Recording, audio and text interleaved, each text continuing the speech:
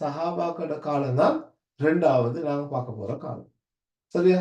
சரிதானே? நான் இன்னைக்கு இதுதானே படிப்பிக்கணும். ஆன்சர் பண்ணுங்கம்மா. சஹாபாக்களோட காலம் தான் படிப்பிக்கணும். நோட் பண்ணிக்கொடுங்க. சஹாபாக்களோட காலத்தை பொறுத்த வரைக்கும் உங்களோட கைட்ல ஒரு 2 சின்ன பந்தி தான் நோட்ஸ் ஈக்குது. சரியா? நபியோட காலத்துக்கு ஈக்குது, தாபியுடைய காலத்துக்கு ஈக்குது. ஆனா சஹாபாக்களோட காலத்துக்கு 2 பந்தி தான் நோட்ஸ் ஈக்குது. சின்ன 2 பந்தி அது போதும். நீங்க கைடு பரட்டி பார்த்தாலே விளங்கும். சரியா? ரைட். அப்ப நாங்க இன்னைக்கு சஹாபாக்களோட காலத்துல படிக்க வேண்டிய பகுதிகளை சொல்லுவேன். நீங்க நோட் எடுத்துக்கொள்ளுங்க. சரியா? ரைட். நோட் எடுத்துக்கொள்ற வேலையை பாருங்க. இதுல நாங்க சஹாபாக்களோட காலத்துல சரியா இந்த விஷயங்களை நாங்க பார்த்தா சரி. சரியா? சஹாபாக்களோட காலத்துல ஹதீஸின் தேவை அதிகரித்தமை சம்பந்தமான விஷயத்தை டிஸ்கஸ் பண்ணணும். ஹதீஸல் நூல் வடிவில் தொகுக்கப்படவில்லை. 4 கலிஃபாக்களாலும் ஹதீஸ்கள் தொகுக்கப்படாமைக்கான காரணம் சரியா 4 கலிஃபாக்களும் ஹதீஸ்களை பாதுகாக்க நடவடிக்கை எடுத்தனர். இவர்களது காலத்தில் ஹதீஸ்கள் மரணம், எழுத்து, நடைமுறை, வாய்மொழி மூலம் பாதுகாக்கப்பட்டன. இவ்வளவு தான் இருக்குது. இந்த பாயிண்ட தான் நாங்க விளங்கப்படுத்தோம். சரியா? ரைட். எந்த பாயிண்ட? சஹாபாக்கள் வந்து ஸ்கிரீன்ஷாட் எடுத்துக்கொண்டாலும் பரவாயில்லை, நீங்க போன்கள்ல ரைட்டா ஷார்ட்டான இதுல போட்டி. சரியா? ஹதீஸின் தேவை அதிகம் இப்போ ஒவ்வொன்றா நாங்க பார்ப்போம். சரியா? ரைட். இதுல கைட்ல கொஞ்சம் மீக்கிறதால தான் நான் இதை கொஞ்சம் கூட எடுத்தேன். இப்ப இதுல பாருங்க, ஹதீஸின் தேவை அதிகரித்தமை இன்னொரு பகுதி. சரியா? ரைட். உண்மையில நபி அவங்களோட காலத்தை விட சஹாபாக்களோட காலத்துல ஹதீஸ்ட தேவை கூடிச்சு. சரியா? ஹதீஸ்ட தேவை அதிகரிச்சிச்சு. ரைட். ஹதீஸ்ட தேவை அதிகரிச்சதுக்கான காரணம் ஒன்று நபி ஸல்லல்லாஹு அலைஹி வஸல்லம் அவங்களுடைய வஃபாத். சரியா? நபி அவங்களோட வஃபாத் வந்ததால சரியா என்ன நடக்கும்? ஹதீஸ சொல்றதுக்கு இதுக்கு பிறகு யாரும் இல்லை. இப்ப நபி அவங்க உயிரோடு இருக்கிற நேரம் என்ன பிரச்சனை வந்தாலும் சஹாபாக்கள் உடனே போய்த்து நபி அவங்கள்ட்ட கேட்டுருவாங்க இல்லையா? சஹாபாக்கள் உடனே போய்த்து நபி அவங்கள்ட்ட கேட்பாங்க, இதுக்கு தீர்வு சொல்லுங்க. அப்ப நபி ஸல்லல்லாஹு அலைஹி வஸல்லம் அவங்க அந்த பிரச்சனைக்கு தீர்வு சொல்லுவாங்க. அப்படித்தான் நபி அவங்கள சொல்ல இல்லாம போனா அல் குர்ஆன் வசனம் இறங்கி தீர்ப்ப சொல்லும். அப்ப வஹி இறங்கும்.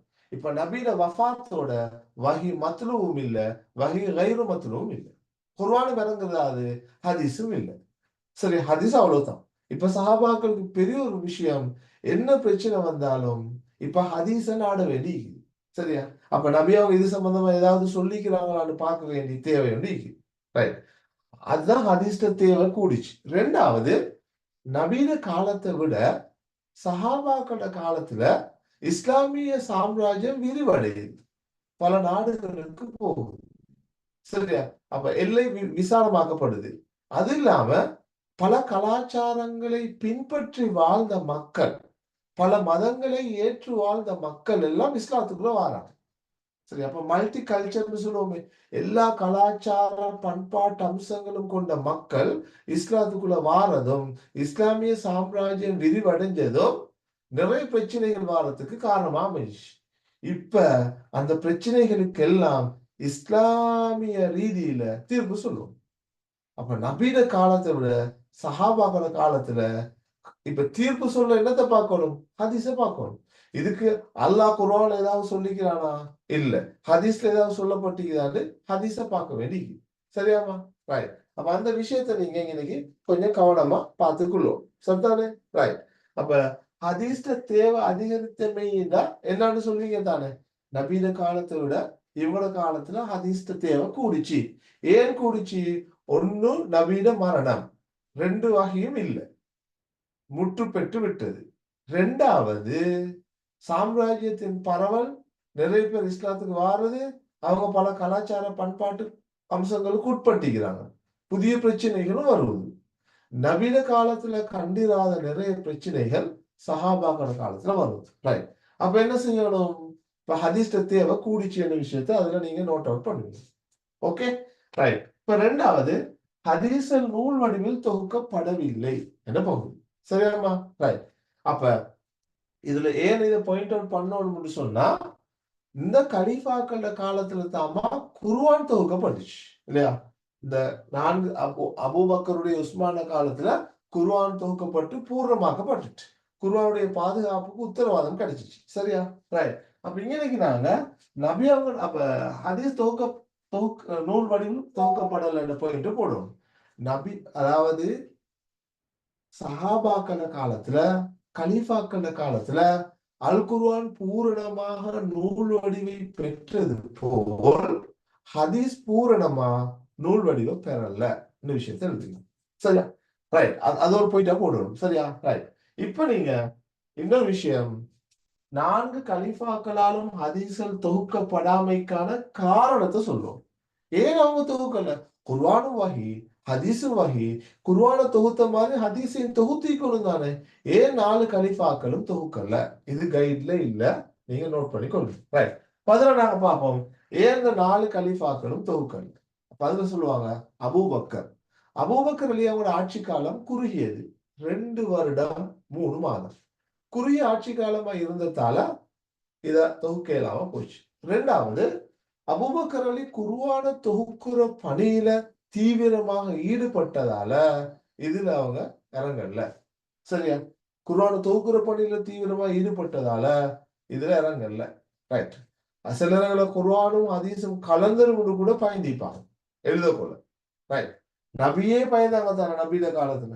ரைட். அப்ப அது 2வது போய் 3வது நிறைய பிரச்சனைகளை முகம் கொடுத்து அந்த பிரச்சனைகளை தீர்க்கிற நடவடிக்கையில ஈடுபட்டாங்க.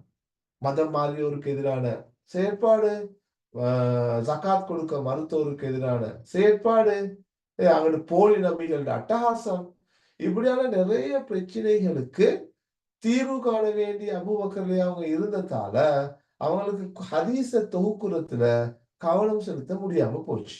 ஓகே, அபூபக்கரின் தொகுக்கல்னு கேட்டா சொல்லுவீங்க. சரியா? விளங்கிக்குன்னு நினைக்கிறேன். ரைட். இப்ப நாங்க அடுத்தது பார்ப்போம். உமர் ஏன் தொகுக்கல? உமருடைய ஆட்சி காலம் 10 வருஷம். ஏன் தொகுக்கலன்னு பார்த்தா உமர் பயத்தால தொகுக்கலன்னு சொல்லுவாங்க. என்ன பயம்? இதுக்கு முன்னைய சமூகத்துல அல்லாஹ் வந்த நபிமார்கள் அல்லாஹ் தாலாவுடைய வார்த்தைகளை புறக்கணிச்சிட்டு நபிமார்களோட வார்த்தைகளுக்கு அந்த சமூகங்கள் கூட முக்கியத்துவம் கொடுத்துச்சான். கொடுத்து சில நேரங்கள அழிஞ்சும் போனாங்களாம். சரியா? விளைச்சா அந்த இதுக்கு முன்னர் வாழ்ந்த நபிமார்களது சமூகங்கள் அல்லாஹ்வுடைய வேத கருத்துகளுக்கு கொடுக்கிற முக்கியத்துவத்தை விட அந்த நபிமார்களோட கருத்துகளுக்கு முக்கியத்துவம் கொடுத்ததால வழி தவறி போனாங்க அல்லது அழிவுக்கு உட்பட்டாங்க.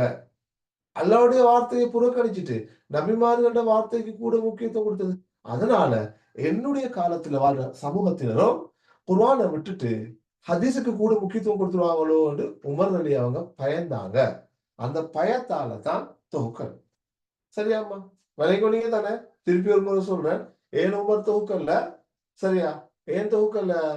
இதுக்கு முன்னைய சமூகங்கள்ல வாழ்ந்த மக்கள் அல்லாஹ்வுடைய வேத கருத்துக்களை விட்டுட்டு நபிமார்களோட வார்த்தைக்கு முக்கியத்துவம் கொடுத்ததால அழிஞ்சு போனாங்க. அப்படியான நிலை என்னுடைய சமூகத்துக்கும் வந்துரும்னு பயந்தாங்க. அதால தொகுக்கல். Okay, right. அடுத்தது அப்ப உஸ்மானும் அலியும் ஏன் தொகுக்கல? 2 ஒண்ணா பார்த்துருவோம். சரியா? உஸ்மானுடைய ஆட்சி காலம் 12 வருஷமா இருந்தாலும் 6 வருஷம் நல்ல ஆட்சி, 6 வருஷம் குழப்பங்களும் சிக்கல்களும் பிரச்சனைகளும் நிறைந்த ஆட்சி.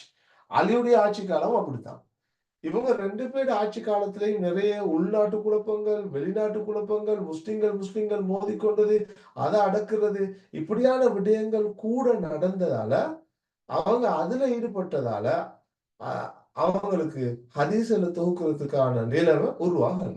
ஆனா அதுல கவனம் செலுத்துறது உள்நாட்டு குழப்பங்களும் கிளர்ச்சிகளும் வெளிநாட்டு கிளர்ச்சிகளும் இதை அடக்குறதுல இதை சோல்வ் பண்றதுல அவங்க ஈடுபட்டதால உஸ்மான் அலி அவங்களுக்கும் அலி அலி அவங்களுக்கும் ஹதீஸ தொகுக்க முடியாத ஒரு நிலை ஏற்படுது.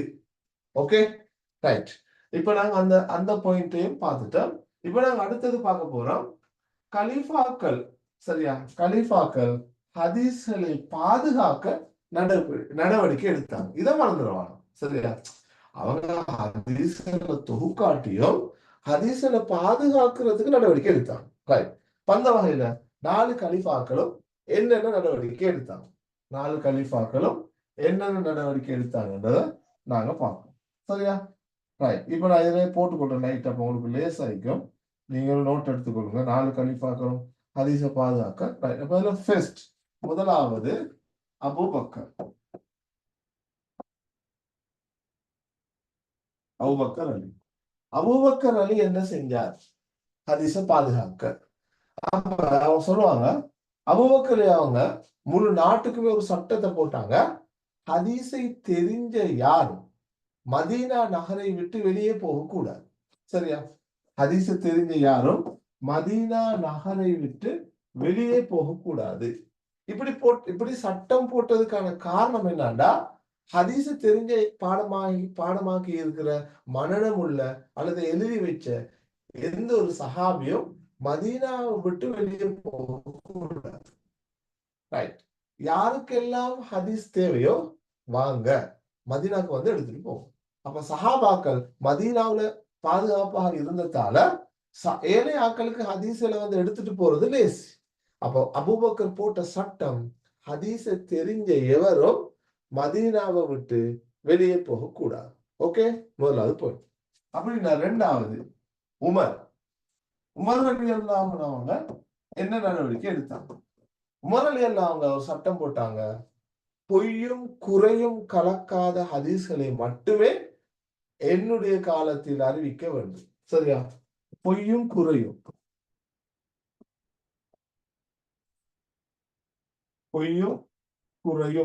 கலக்காத ஹதீஸ்களை மட்டுமே என்னுடைய காலத்துல அறிவிக்கணும் என்று சொல்லி உமர் அலி அல்லாஹ் அவங்க சட்டம் பிறப்பிச்சாங்க. 2ஆம் தவணை பரீட்சைக்கு இந்த பாடமாக முக்கியமா ஹதீஸ் பாடம் உங்களுக்கு நடக்க போற எக்ஸாமுக்கு பார்த்துக்கணும். ரைட். மூணாவது உஸ்மான் அலி. சரியா? உஸ்மான் அலி அவங்களோட காலம். இவர் என்ன செஞ்சார்? இவர் ஒரு சட்டம் போட்டாரு, அபூபக்கர் காலத்திலையும் உமருடைய காலத்திலையும் என்னென்ன ஹதீஸ்களை மக்கள் பயன்படுத்தினாங்களோ அந்த ஹதீஸ்களை மட்டும்தான் என்னுடைய காலத்திலையும் பயன்படுத்தணும் என்று சட்டம் போட்டார். சரியா? அபூபக்கர் காலத்துல அதே போல உமருடைய காலத்துல மக்கள் எந்த ஹதீஸ்களை பயன்படுத்தினாங்களோ பயன்படுத்தணும்னு சொல்லி யாரு சட்டம் போட்டாங்க? உஸ்மான் அலி அல்லாஹ் சட்டம் போட்டாங்க. சரிதானே? ரைட். அப்ப அடுத்தது 4வது அலி அலி அல்லாஹ் அவங்க என்ன செஞ்சாங்கன்னா, மக்களுக்கு ஏற்கனவே தெரிந்த, மக்கள் அன்றாடம் பயன்படுத்துகின்ற, சரியா, மக்களுக்கு ஏற்கனவே தெரிந்த, மக்கள் அன்றாடமாக புழக்கத்துல பயன்படுத்துகின்ற ஹதீஸ்களை மட்டுமே எனது காலத்துல பயன்படுத்தணும் என்று அலி அலி சொல்றேன். திருப்பி சொல்றேன், மக்களுக்கு ஏற்கனவே தெரிந்த, மக்கள் ஏற்கனவே இதுவரை காலமும் பயன்படுத்தி வருகின்ற ஹதீஸ்களை தான் எனது காலத்திலையும் பயன்படுத்தணும் என்று அலி அலி சொல்றான். ஓகே, இது 4ம் சரிதானே? சரியா? அபூபக்கர் என்ன சொன்னாரு? ஹதீஸை தெரிஞ்ச எவரும் மதீனா நகரை விட்டு வெளியே போக கூடாது. ரைட். உமர் அலி என்ன சொன்னாரு? பொய்யும் குறையும் கலக்காத ஹதீஸ்களை மட்டுமே அறிவிக்கணும். உஸ்மான் அலி என்ன சொன்னார்? அபூபக்கர் உமர்ட காலத்துல எந்தெந்த ஹதீஸ்களை மக்கள் பயன்படுத்தினாங்களோ அந்தந்த ஹதீஸ்களை மட்டும்தான் எனது காலத்திலையும் பயன்படுத்தணும். அலி அலி அவங்க உஸ்மான் அலி அவங்க உமருடைய அபூபக்கருடைய காலத்துல பயன்படுத்தப்பட்ட ஹதீஸ்களை தான் என்னுடைய காலத்துல பயன்படுத்தும். அலி அலி என்ன சொன்னாங்க? மக்கள் இதுவரை காலமும் பயன்படுத்தி வருகின்ற புழக்கத்தில் உள்ள, சரியா, ஹதீஸ்களை தான் என்னுடைய காலத்துல பயன்படுத்துவது. ஒரு அளவு ஹதீஸை பாதுகாக்கிறதுக்கான ஒரு என்ன சொல்றது, பாதுகாப்பான சில சட்ட திட்டங்களை போட்டாங்க. இதனால ஹதீஸ் ஓரளவு பாதுகாக்கப்பட்டுச்சு. சரியாமா? ரைட். நான் நினைக்கிறேன் உங்களுக்கு விளங்கிக்கணும்னு. இப்ப கடைசியா இன்னொரு பாயிண்ட். சரியா? கலிஃபாக்களும் ஹதீஸ்களை பாதுகாக்க நடவடிக்கை எடுத்தனர். ஓகே தானே? இவர்களது காலத்தில் ஹதீஸ்கள் மனனம், எழுத்து, நடைமுறை, வாய்மொழி மூலம் பாதுகாக்கப்பட்டது. எப்படி நபியாவோட காலத்துல ஹதீஸ்கள் மரணம், எழுத்து, நடைமுறை, வாய்மொழி மூலம் பாதுகாக்கப்பட்டதோ அதே மாதிரி தாமா இவங்களோட காலத்திலேயே சஹாபாக்களும் பாதுகாத்தாங்க. இனி இதுக்கு குறிப்பா நீங்க உமர் அலி அவங்களோட சம்பவத்துல வர உமர் அலி அவர்கள் கவர்னர்களுக்கு கடிதம் எழுதுற நேரம் குர்ஆன் வசனத்தை ஹதீஸ எழுதி கடிதம் எழுதுற பழக்கத்தை கொண்டிருந்தார்கள். அப்போ எழுத்து மூலமா ஹதீஸ் போகுது. அதே போல புதிதாக இஸ்லாத்துக்கு வந்த முஸ்லிம்களுக்கு இஸ்லாத்தை கற்றுக் கொடுக்கிறதுக்கான வகுப்புகளை ஒழுங்குபடுத்தி கொடுத்ததை நாம பார்க்கணும். யாரு? உமர் அலி அவங்க. சரியா? இப்படி சஹாபாக்களும் ஹதீஸ் அவங்களோட காலத்துல மனனம், எழுத்து, நடைமுறை, வாய்மொழி மூலம் ஹதீஸ்களை பாதுகாத்த வரலாறு நாங்க பார்க்கிறோம். சரி, அபூ ஹுரைரா ரலியல்லாஹு அன்ஹு இரவ மூண்டா பிரிப்பாங்க. 3 உறக்கம், 3 வணக்கம், 3 ஹதீஸ் மன்னனம். திருப்பி சொல்றேன், அபூ ஹுரைரா ரலியல்லாஹு அவர்கள் இரவ மூண்டா பிரிப்பாங்க. 3 உறக்கம், 3 ஹதீஸ் வணக்கம், 3 ஹதீஸ் மன்னனம். இப்படி சஹாபாக்களுடைய காலத்திலும் ஹதீஸ் பாதுகாக்கப்பட்டதை நாம பார்க்கணும். இதை லைட் எழுதினா சரி. சரியா? ரைட்.